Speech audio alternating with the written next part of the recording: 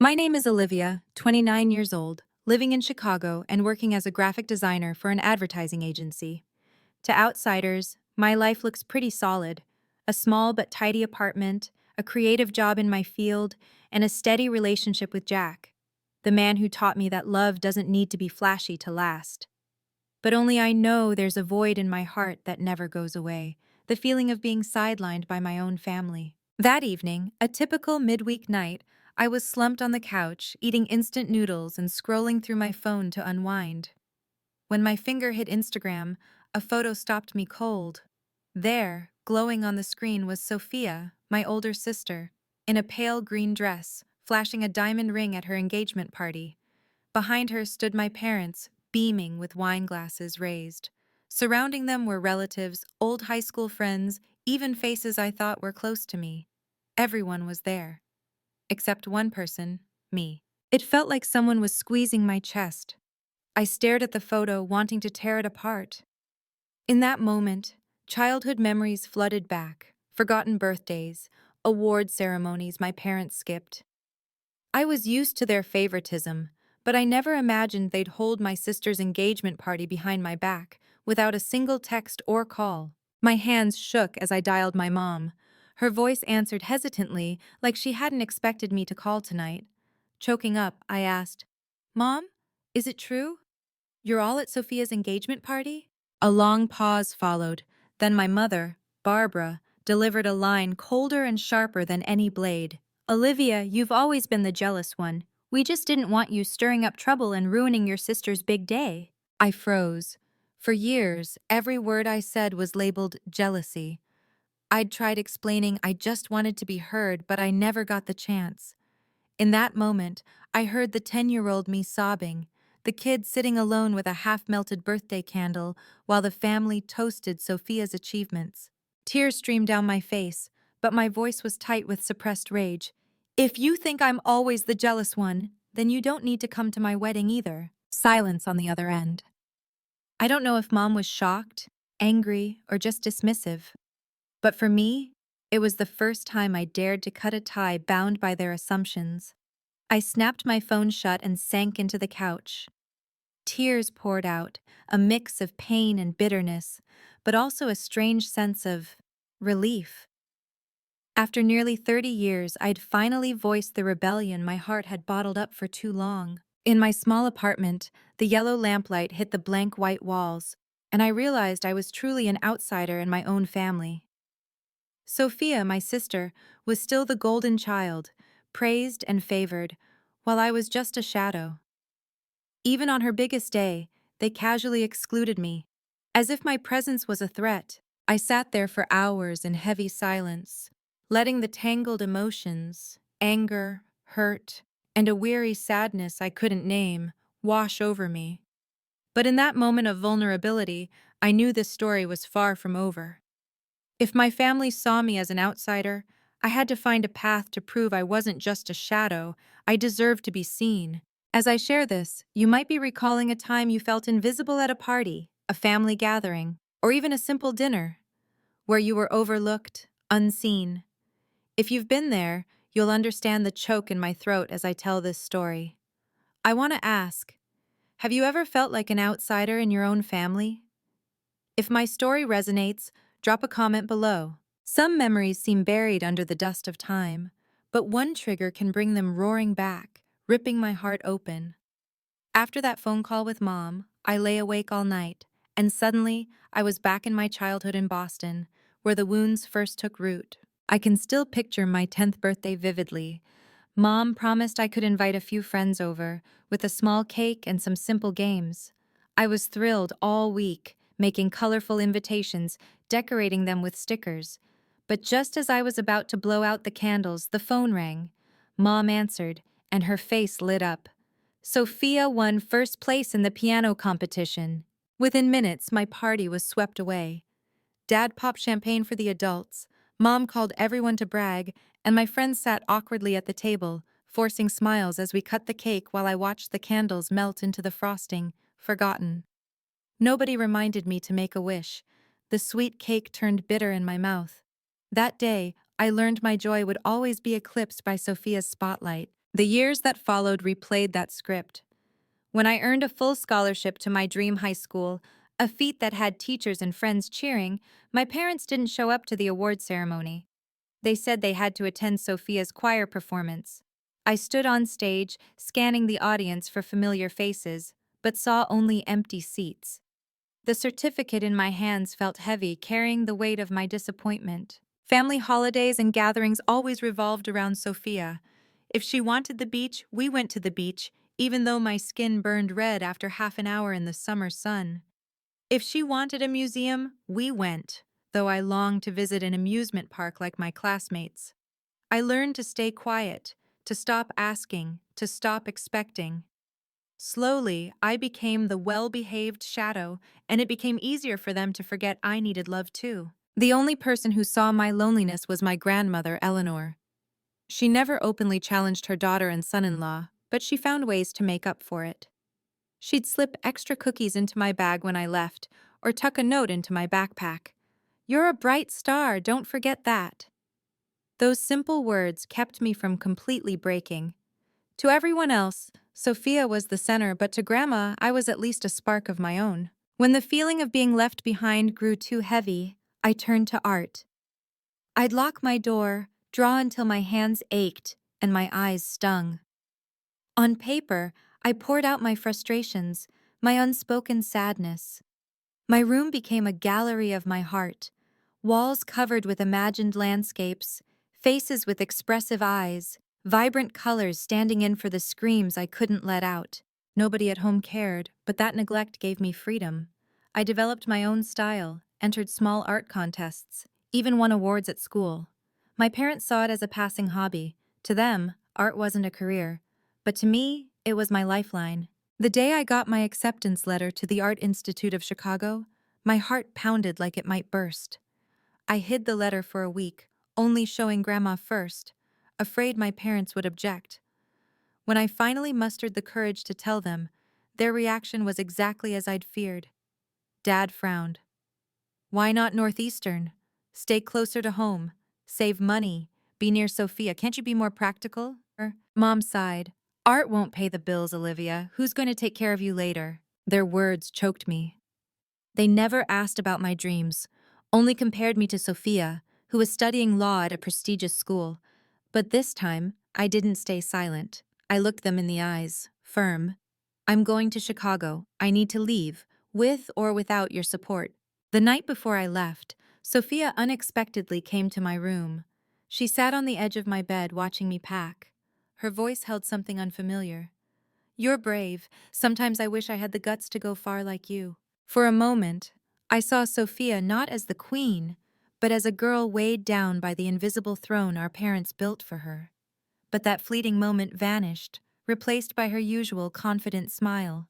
The next morning, I left Boston with a heavy suitcase but a lighter heart. I didn't know what the future held, only that I was doing the one thing that could free me from the shadow. That path led me to Chicago, where I rebuilt myself, where my story of pain and transformation turned a new page. As I write these memories, I realize some moments hurt not because they're cruel, but because they're true. I grew up in a family where favoritism was normal, and silence became my habit. But I also learned to carve out a space to breathe, to dream, to survive. If this story feels compelling, comment why. If it doesn't quite grab you, leave an N. They say, to see if a seed can survive, plant it in unfamiliar soil. I left Boston at 18 with a heart full of fear, but Chicago became that soil. Harsh but fertile, enough for me to find myself again. My first day in the dorm, the tiny room barely fit a single bed and a desk, but to me, it was a castle. No more comparisons, no more indifferent glances, no more of Sophia's shadow stretching across every room. That small space was my first taste of freedom. I quickly found my first friends: Zoe, with her neon pink hair and infectious laugh; Aiden, obsessed with abstract painting, always lugging a bulky art bag; and Maria, a gentle Mexican-American girl who always stood up for what was right. They didn't care if I was Sophia's sister or the forgotten kid.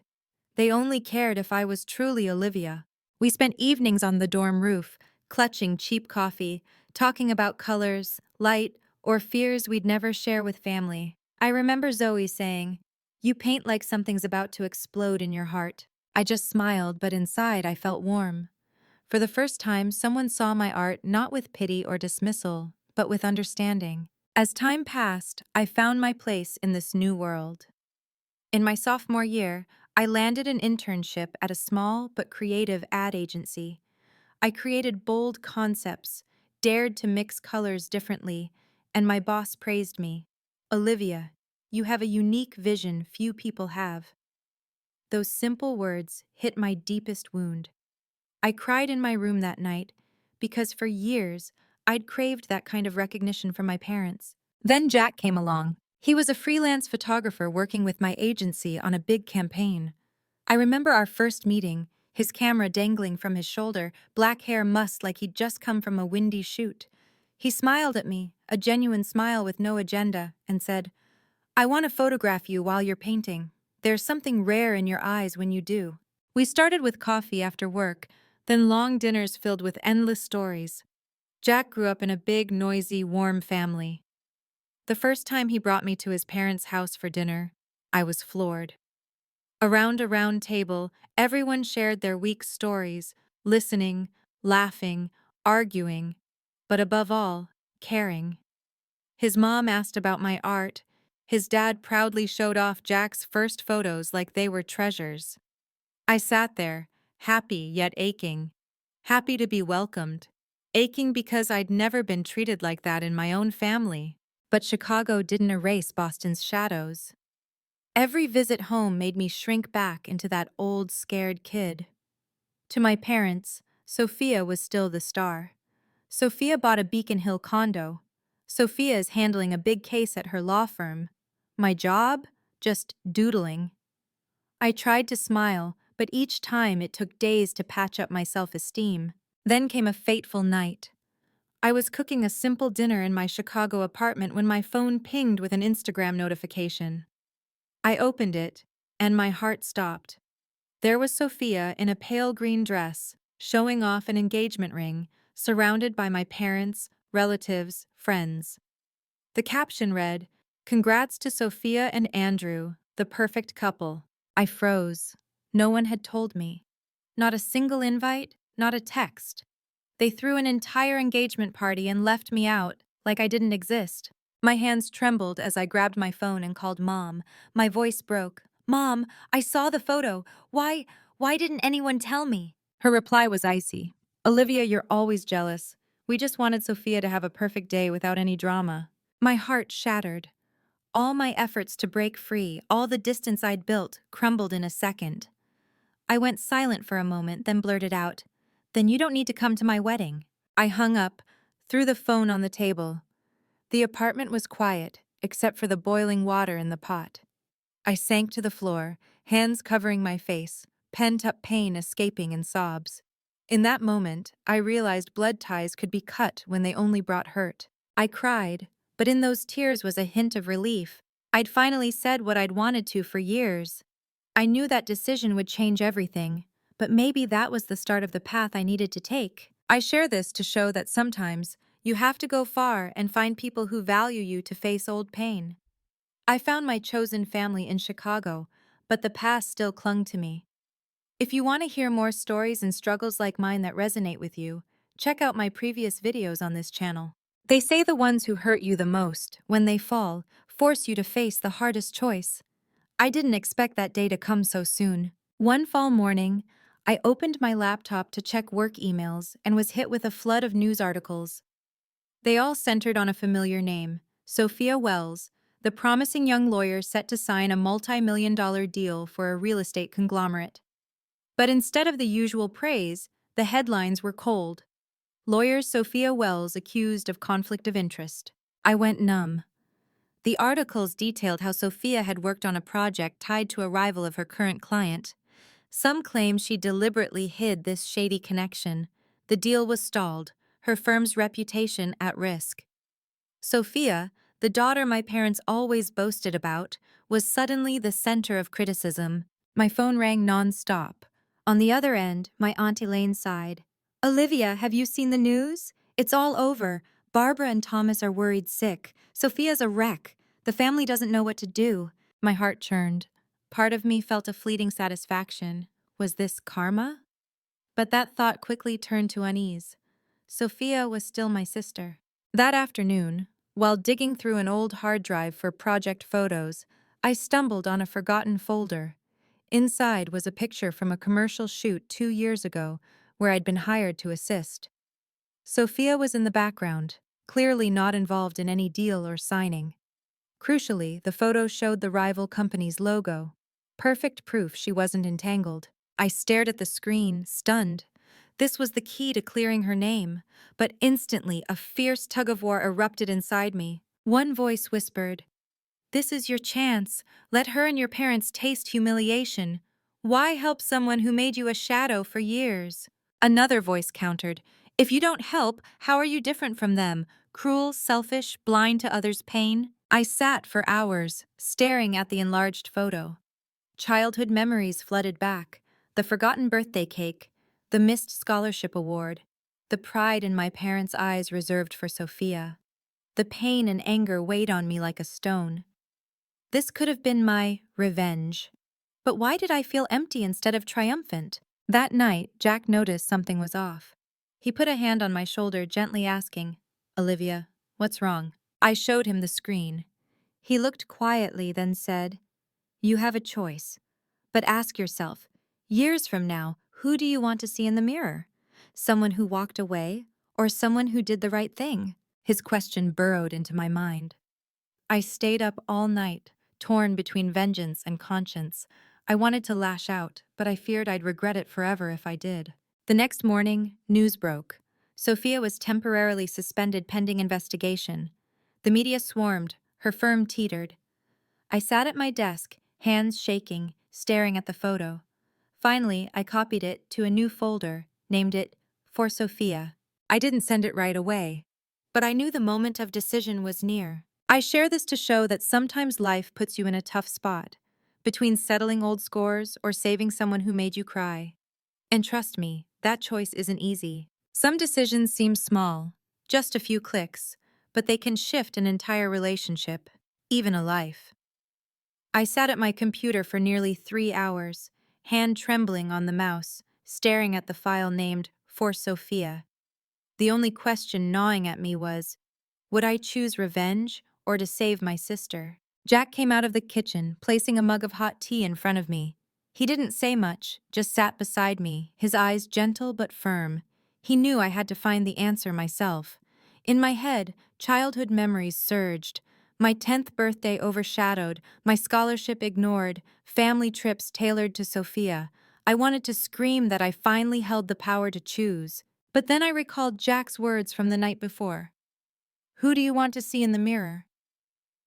That question pulled me out of the maze of hate. I took a deep breath, clicked, and sent an email to Sophia's lawyer with a short note. Evidence proving your client is innocent. Please keep the sender anonymous. When the send button lit up, my heart pounded. No fireworks, no victory anthem, just silence filling the room. But inside, one door closed and another opened. Weeks later, the news exploded. Sophia Wells cleared, deal signed successfully. Photos of her smiling with clients flooded the internet. My parents, of course, were ecstatic, calling it a golden turning point in their eldest daughter's career. I read the news with a mix of relief and bitterness. I'd saved Sophia, but no one knew. Maybe that was fate's strange justice. I thought that was the end, but life loves to throw curveballs. One Saturday afternoon, as I mixed paints in my studio, my phone rang.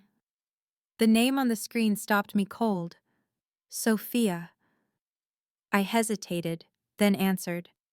Her voice trembled, not with its usual sharpness. "Olivia, I know, the photo. My lawyer said it came anonymously from Chicago. Only you could have had it." I went silent. My heart raced. Sophia choked up. "Why did you do it? After everything? Why?" Tears welled in my eyes. I replied softly, because I didn't want to become them. I didn't want to use bitterness as a weapon against you. On the other end, I heard her sob, not the manipulative tears I'd seen before, but the cry of someone shedding armor worn too long. I was wrong. So wrong. My whole life, I was put on a pedestal, and you were left in the shadows. I knew, Olivia. I was scared that admitting it would make everything fall apart. But you still reached out to me. I listened quietly, her words like drops falling on my parched heart. In that moment, I realized sometimes the winner is the one trapped most in an invisible cage of expectations. Sophia sobbed, "Give me a chance to make things right with you. I don't want us to keep living like enemies in the same family." I closed my eyes, breathing deeply. For the first time in years, I let my heart lead instead of my wounds. "Okay, but we need new rules, no assumptions, no letting mom and dad divide us. We have to listen to each other, at least try." Sophia went quiet, then said firmly, "I promise." That night, I told Jack about the call. He held my hand, smiling. "You did the hardest thing, something not everyone can. You chose kindness over hate." Kindness. I looked out the window at Chicago's twinkling night. My chest felt lighter, like a stone had finally lifted after years. But I knew the road ahead wasn't smooth. My parents were still there, with their biases and unhealed wounds. Sophia and I had laid the first brick. The bridge was unfinished, and only time would tell if we could build it to the end. I share this not to boast, but to show. Sometimes, staying calm is the greatest strength. Not shouting, not swinging a sword, just choosing kindness in silence. And that choice can change a relationship that seemed dead. They say your wedding day is the happiest of your life. But for me, it was also the day I faced the truth. Who truly belongs in my family? That morning, Chicago's golden sunlight poured over the botanical garden where Jack and I chose to hold our wedding. We didn't want a lavish ballroom, just a flower-filled lawn, the sky as our ceiling, and people who genuinely wanted to celebrate with us. I stepped into the prep area, looking around. Close friends chattering, Jack's family bustling with help. They arranged flowers, set up chairs, even handled the catering, like this was their own kin's wedding. Yet my heart ached with an empty spot. I knew my parents wouldn't be there. I hadn't invited them. That choice wasn't easy, but I didn't want my biggest day shadowed by fear of comparison or overshadowing. The music started, and I walked down the petal-strewn aisle, arm in arm with Zoe, my maid of honor. Jack waited under a wildflower arch, his eyes full of love that melted my anxieties. As I approached, I saw familiar faces in the crowd, art school friends, colleagues who'd seen my daily grind. I choked up. For the first time, I wasn't a shadow. I was the star of my own story. But at the back row, one figure made me pause, Sophia. She wore a simple dress, not her usual show-stopping glamour. Her hair was neatly tied, her eyes slightly red, maybe from crying. She didn't sit up front, didn't steal the spotlight, just quietly took the back, hands clasped, watching me with encouragement. My heart stirred, a mix of pain and warmth. The ceremony was simple but heartfelt. Jack and I read our vows, promising not grand things, but to hold hands through joy and hardship. When the officiant declared us husband and wife, cheers and applause filled the garden. I laughed through tears. For the first time, I felt truly blessed. During the small reception, Sophia approached. I instinctively stepped back, but then saw she held a small wooden box. She opened it, revealing a simple silver necklace with a heart pendant. I recognized it instantly, Grandma Eleanor's. Sophia's voice shook. "I found it in Grandma's things. She always said it was for you, but life got in the way. Today, I want you to have it. You deserve it more than anyone." I clutched the necklace, tears spilling.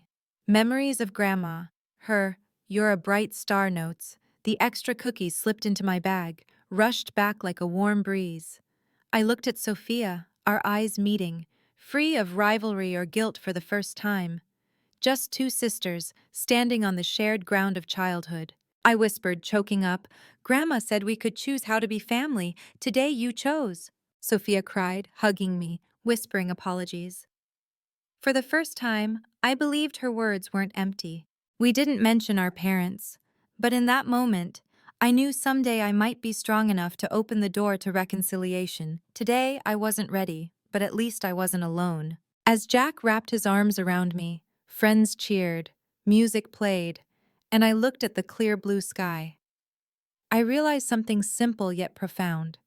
Family isn't just where you're born, it's where you're seen, loved, valued. And that family I'd chosen for myself. Looking back, from the days of being an outsider in my own family to holding Jack's hand at our wedding, I know this journey isn't mine alone. It's for anyone who's ever yearned to be seen, heard, valued.